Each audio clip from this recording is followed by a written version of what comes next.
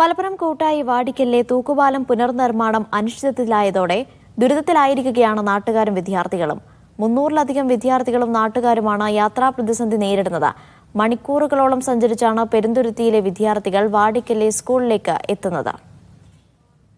2023 May മാസത്തിലാണ് വാടിക്കൽ പെരുന്തുരുത്തി തൂക്കുപാലം അപകട ഭീഷണിയെ തുടർന്ന് അടച്ചത്. തൂക്കുപാലത്തിന്റെ റോപ്പിനും കൈവഴിക്കും ബലക്ഷയമുണ്ടെന്ന് കണ്ടെത്തിയതിനെ തുടർന്നാണ് ജില്ലാ ഭരണകൂടത്തിന്റെ നടപടി.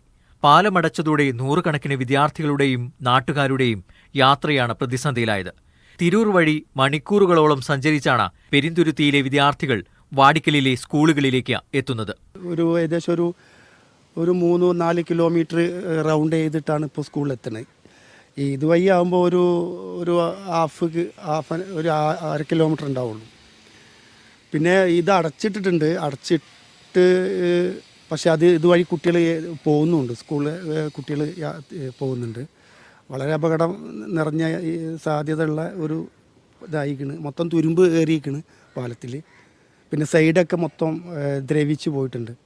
തൂക്കുപാലം അടച്ചിട്ടും വിദ്യാർത്ഥികളടക്കം പലരും ഇപ്പോഴും ഇതിലൂടെ കടന്നു പോകുന്നത് വലിയ അപകട ഭീഷണി ഉയർത്തുന്നുണ്ട്.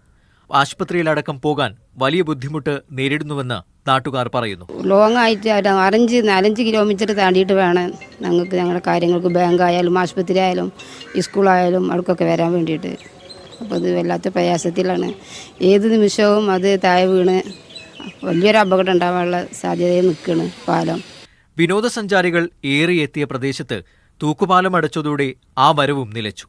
പലതവണ പരാതി നൽകിയിട്ടും അധികൃതർ നടപടി സ്വീകരിക്കുന്നില്ലെന്നാണ് നാട്ടുകാരുടെ ആക്ഷേപം. മീഡിയ 1 തിരൂർ.